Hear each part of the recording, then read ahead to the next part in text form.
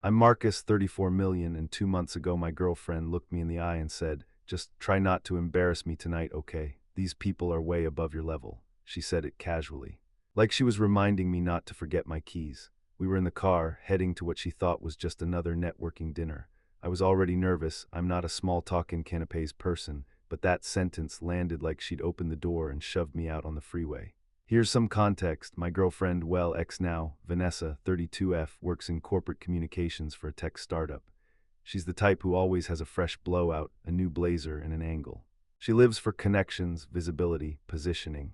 She can turn any casual brunch into an opportunity. I'm the opposite. I'm a sustainability consultant. My work is niche and very unglamorous at first glance. Environmental impact reduction, sustainable development, climate-related risk. I help companies audit how much damage they're doing and figure out how to do less of it while still making money. Most people's eyes glaze over as soon as I say impact assessment. I grew up Midwest middle class. Dad was an electrician, mom was a nurse. I went to state university, worked nights to pay for it, and clawed my way into a field I actually care about. I'm not flashy, but I'm good at what I do. Vanessa grew up in that comfortable East Coast bubble. Nice suburb, country club summers, private school, not billionaire rich, but very curated. Her parents have summered places as a verb. She's not a bad person because of that, but we definitely grew up on different planets. When we started dating, the differences felt charming, cute even. She'd tease me about my dad's shoes. I'd tease her about saying summer like it was a performance category. I went to some of her work things. She came to a couple of my more public lectures and clapped in all the right places. We'd been together 18 months when this all went down, living separately but spending most nights together. Looking back, there were signs. She'd introduce me at events as, "This is Marcus, he does environmental stuff, not consultant, not specialist, not he runs his own firm, just stuff." When I'd try to explain a project I was proud of, she'd steer the conversation elsewhere within 30 seconds. Anyway, speaking of sustainability, have you met the VP at XYZ? At first, I wrote it off. These were her work circles, not mine. My world isn't full of VCS and founders and PR people. I figured it was her way of trying to translate what I do into something easier for that crowd. I gave her a lot of benefit of the doubt I probably shouldn't have. Anyway, the night everything shifted was a Saturday in early September. She'd been buzzing about this dinner for weeks. It was at the home of Richard and Patricia Carrington. If you don't swim in those waters, they're big names. He's a venture capitalist, she's on a bunch of nonprofit boards, and they're the type who host charity galas in their backyard and get write-ups in lifestyle magazines. Vanessa had been clawing her way up to an invite for months. She'd mentioned the Carringtons the way some people mention Bay and Say, someone who knew Patricia, drinks with a junior associate at Richard's firm. Endless LinkedIn congrats on your promotion comments. She finally landed a dinner invitation and you would have thought she'd been nominated for an Oscar. She stressed about it all week. New dress, nails, hair appointment. "What are you wearing?" every single day. I kept saying, "I'll wear a suit," which apparently was not sufficient because on the day of, she watched me come out of the bedroom like I'd stepped off a bus from 2007. "That's what you're wearing?" she asked. It was a charcoal suit, white shirt, dark tie. Solid, clean pressed, not haute couture, but not something from a bargain bin either. "Yeah," I said. "Is there a problem?" She exhaled through her nose in that way that says yes, but I'm not saying it out loud. "No, it's fine, it's just never mind." I should have pushed. I didn't. We got in the car. She drove. She'd been to that suburb before. Music was low. She was doing that manic social anxiety chatter about who might be there, which fund was backing which startup, who she hoped to sit near. 10 minutes into the drive, she turned the music off. "Marcus, can you do me a favor tonight?" she asked. "Sure," I said. "What do you need?" She gripped the steering wheel a little tighter. "Just try not to embarrass me, okay? These people are way above your level. They don't care about," she made a vague rolling gesture with her hand, "soil or whatever. Just smile, be polite, and let me handle the conversations." Above your level. If she'd slapped me, it would have landed softer. I stared at her profile, the way she was focused on the road, like she'd just asked me to remember to lock the door. "Above my level," I repeated slowly. "You know what I mean," she said quickly. "They're serious players. Like real money, real connections. I just don't want you to go off about carbon footprints for 20 minutes and lose them. Let me do the talking." "Don't want me to what?" I asked. "Talk about my work, answer when asked." "Exist," she rolled her eyes. "God, don't make it a thing, it's just strategy. They're not your usual crowd." I turned my face toward the window and didn't say another word. She filled the silence with nervous talk about the Carringtons' art collection and how their house had been featured in some magazine spread. Meanwhile, I was busy trying to force my heartbeat out of my throat. Because here's the part she didn't know. Richard Carrington had already contacted me, personally, 3 weeks earlier, One of his portfolio companies was pivoting towards sustainable investing. Someone in his network recommended me. We'd had 2 long calls and a video meeting. He'd read a proposal I wrote, asked a ton of smart questions, and then invited me to this dinner. His exact words were, "I'd like my wife and a few of our partners to meet you in a more relaxed setting. No pressure, just come eat, talk, we can see if we're a fit." I mentioned that my girlfriend had coincidentally gotten an invite. "Perfect," he said. "Would be nice to meet the woman dating the guy we're trying to poach." I didn't tell Vanessa any of this, partly because the deal wasn't finalized and I'm superstitious about counting chickens before contracts. Partly because, if I'm honest, she'd never really asked about the specifics of my work. Environmental stuff seemed to cover it for her. So while she was upstairs rehearsing small talk and changing earrings 3 times, I was downstairs reading through ESG documentation and prepping for a conversation with an actual decision maker. She thought we were going to the same event. We weren't. She was going to a stage, I was going to a meeting.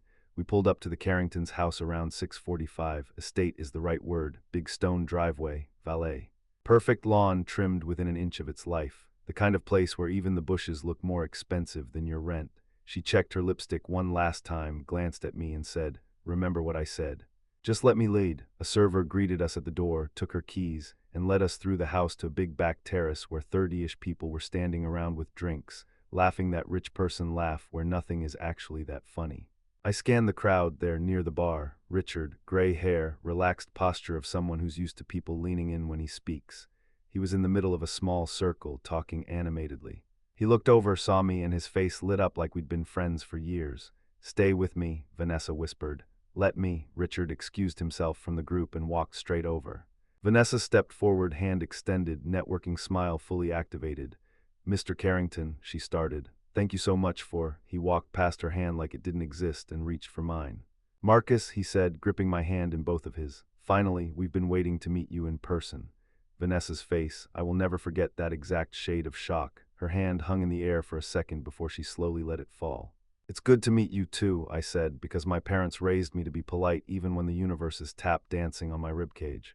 "Are you kidding?" Richard said. "Having you here is half the point of tonight. Patricia practically devoured your proposal. She's had questions all week." He looked around, then finally noticed Vanessa. "And you must be Vanessa," he said warmly. "Marcus mentioned you'd be here." "Great to finally meet you. You two already know each other?" she asked, voice a bit thinner than usual. "Oh, we've been in talks for a few weeks now," Richard replied easily. "Didn't he tell you? We're hoping to bring him on as lead consultant for our sustainability initiative. His reputation is impressive. We're lucky he's even considering us." I've never watched someone recalibrate reality in real time like I watched Vanessa do in that moment. Her networking smile froze like a mask. Her eyes flicked from him to me and back again. "He, didn't mention that," she said. "Well, he's modest," Richard chuckled, clapping my shoulder. "Refreshing in this industry. Come on, Marcus. Let me drag you over to Patricia before she hunts you down herself." He steered me away toward a group near the railing. Behind us, Vanessa stood completely still, clutching her purse so tight her knuckles went white. And that was the moment I knew it wasn't that she didn't understand what I do, she just didn't think it counted, until someone with more money than her parents decided it did. The rest of that night was surreal. Richard really hadn't been exaggerating. He and Patricia had clearly prepped. People knew who I was before I introduced myself. They'd read the summary he sent around. "This is Marcus," he'd say to someone. "The consultant I told you about." And then I'd hear, "Oh, the sustainability guy. I had a few follow-ups about your section on offsets. Do you have a minute?" Patricia, who I'd expected to be politely distant, turned out to be razor sharp. She pinned me in conversation for a solid 20 minutes as servers floated by with hors d'oeuvres. "So explain this to me like I'm 5, she said, gesturing with her champagne. "If we restructure our portfolio to be more climate conscious, where exactly do the biggest impact reductions come from?" We got into a full-on discussion about sectors, time horizons, trade-offs, reputational risk versus real-world benefit. She wasn't just nodding and sipping, she was actually engaged. At a party, a woman named Jennifer, who runs a large fund I'm not going to name, listened to me for 10 minutes and then said, "Are you taking on more clients? Because our board chair has been whispering about doing something like this, and I'd love to claim I started the process."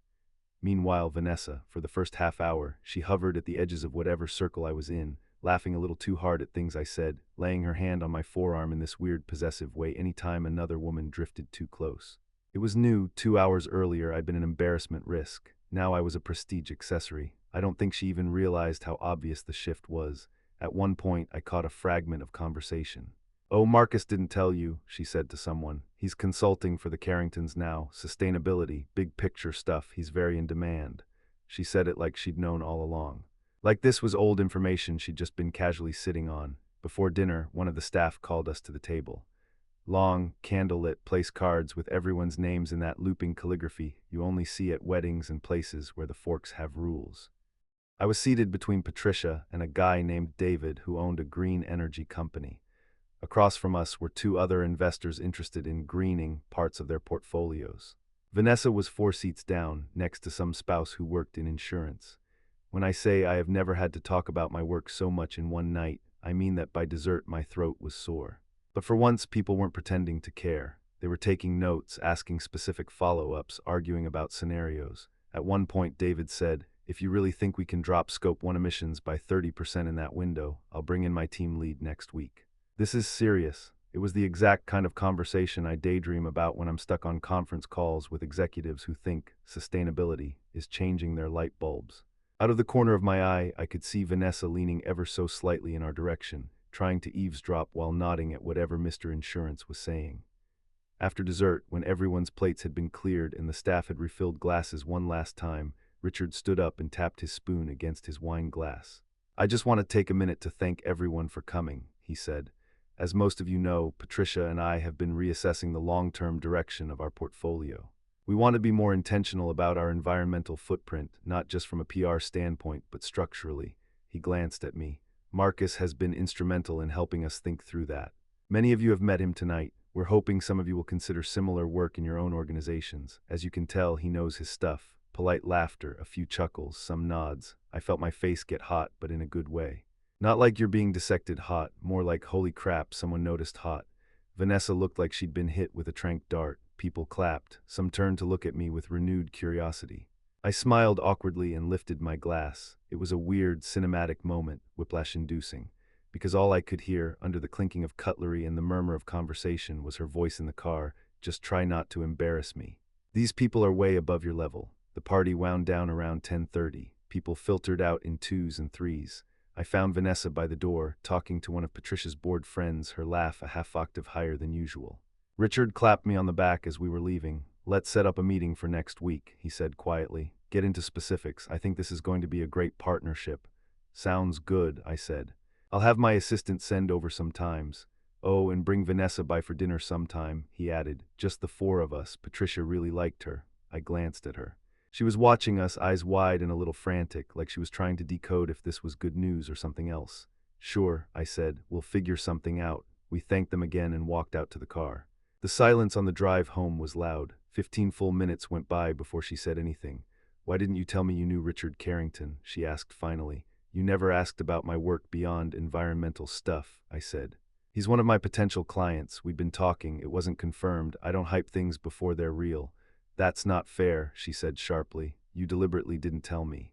"That's different from me not asking." I stared straight ahead. "I didn't tell you," I said slowly, "because 1, it wasn't final, and 2, when I have tried to tell you about my projects, you've either changed the subject or shortened them to soil conservation or whatever. Why would I think you wanted the details this time?" She went quiet for a moment. "Then I'm sorry about what I said in the car," she muttered. "I was nervous. It came out wrong." "No," I said very calmly. "It came out exactly right. You said what you meant." "That's not true," she snapped. "You're twisting my words. You told me not to embarrass you," I said. "You told me these people were above my level. Those aren't accidental words. That's how you see me." She started crying, big, shaky breaths. "Mascara already smudged from the long night. I was just stressed," she insisted. "You know how important this is for my career. I wanted to make a good impression in you sometimes." "Sometimes what?" I asked. "Sometimes talk about what I do, sometimes exist in the same space as you without apologizing for it." She gripped the steering wheel so hard her fingers trembled. She said, voice small. "I didn't want you to talk over people or bore them, okay? They're not your crowd." "And you assumed," I said, "that I was lucky to be allowed near them." We drove in silence after that. And somewhere between their mansion and our exit, something in me crystallized. It wasn't just one sentence in the car.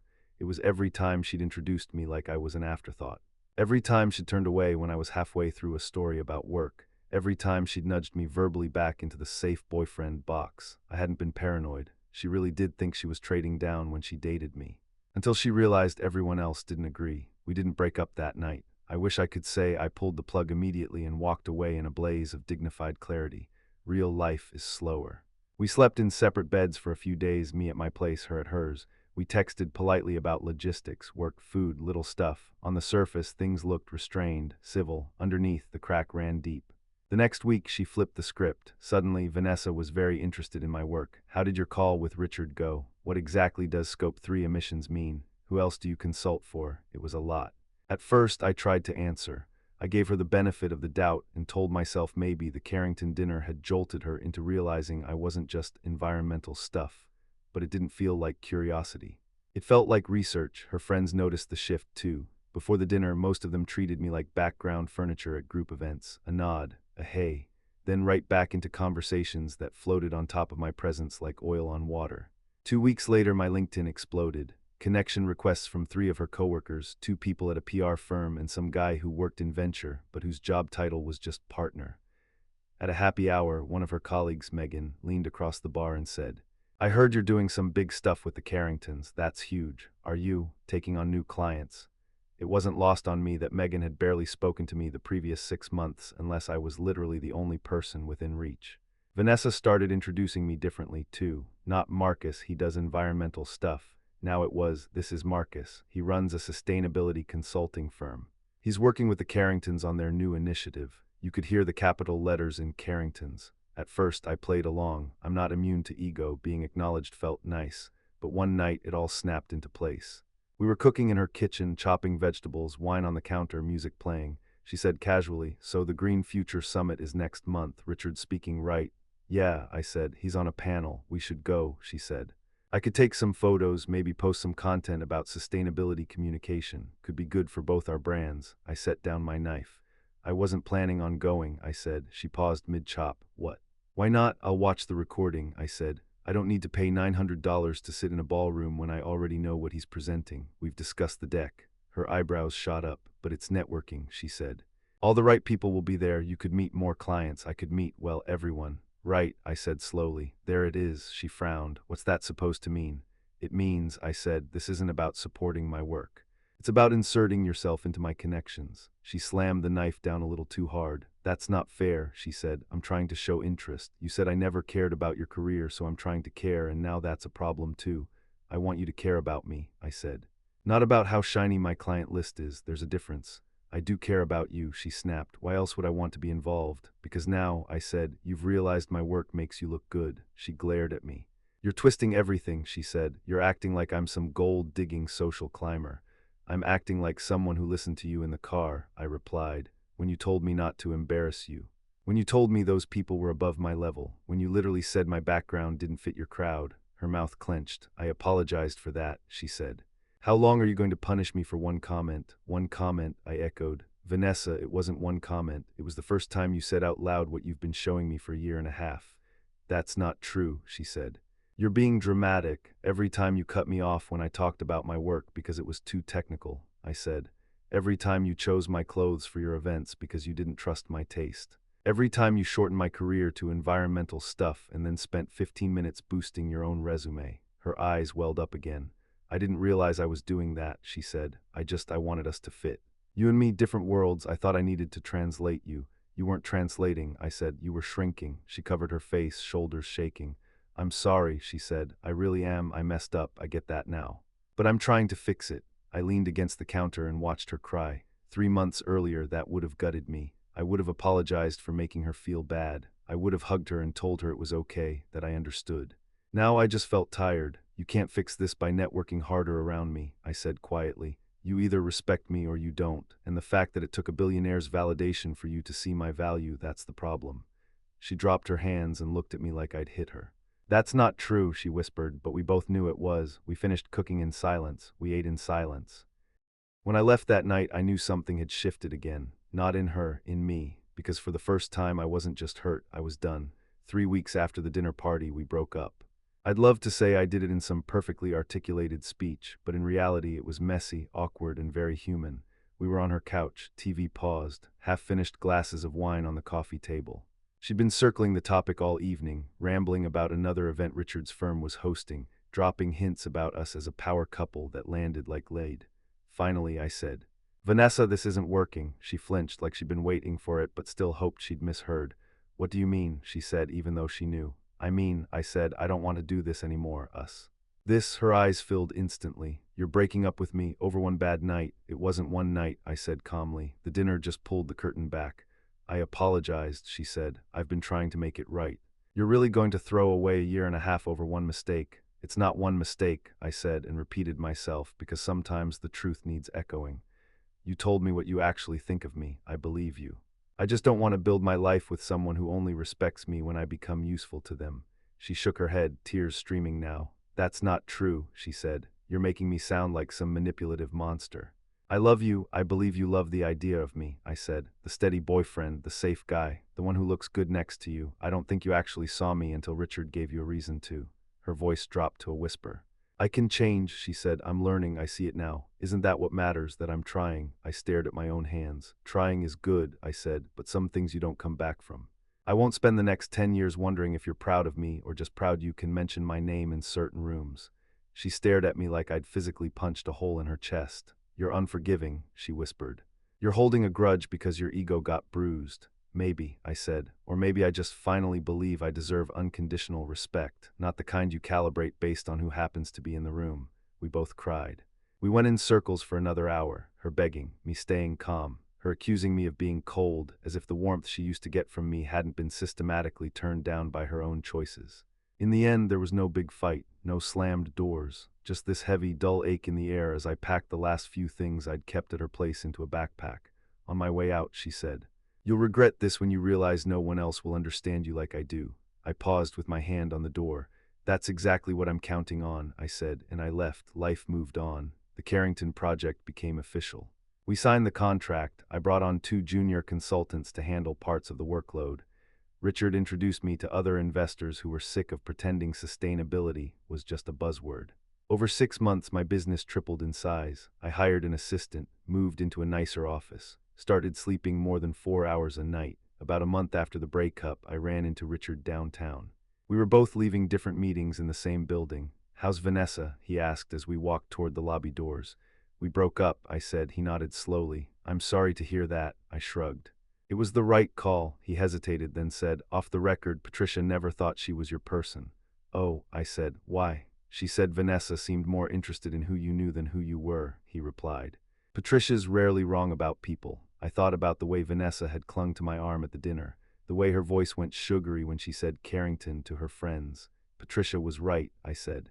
6 weeks later, I saw Vanessa at an industry-adjacent event downtown.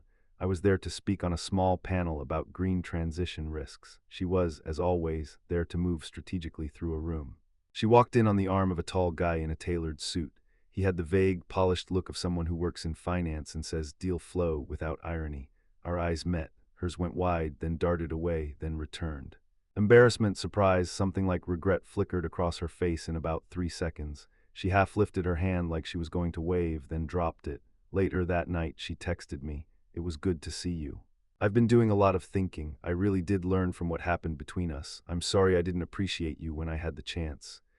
I stared at the screen for a long time, then I locked my phone and went to bed. I didn't reply. There was nothing left to say. About a month after that, I started seeing someone new. Claire, 31F middle school science teacher. Brown hair always in a slightly messy bun. Ink stains on her fingers, laughs with her whole face.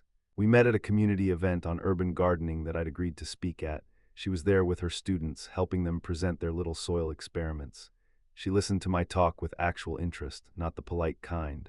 The kind where someone frowns thoughtfully and takes notes, then asks a question that makes you re-explain something in a simpler way. We got coffee a week later. When she asked what I did for work and I told her, she lit up.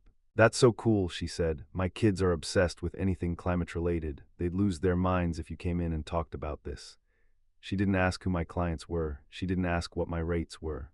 She didn't ask how big my firm was. She asked if I liked what I did. When she introduced me to her friends a few weeks later, she said, "This is Marcus. He's amazing.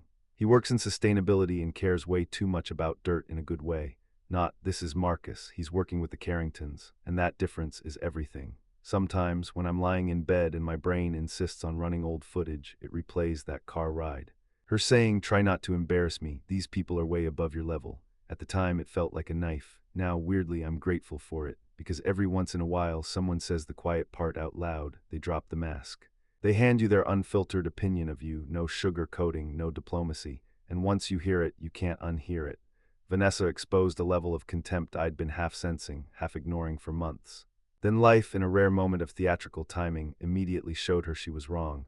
I didn't need her to be humbled. I needed me to wake up. Richard asked me recently, over coffee, if I'd learned anything from the whole mess. I told him I learned you can't build a relationship with someone who only respects you when you're useful. He nodded. That's a lesson some people never learn, he said. I'm glad I learned it at 34, not at 54 with 2 kids, a joint mortgage, and a decade of resentment layered over it. The Carrington dinner will always be this weird, double-exposed memory in my mind. On one side, my girlfriend telling me I was beneath her, begging me not to embarrass her. On the other, her realizing in real time that the man she thought was beneath her was the reason she got to stand in that room at all. I don't take joy in her humiliation, but I also don't apologize for the clarity it gave me, because at the end of the day, I don't need someone who thinks I'm impressive.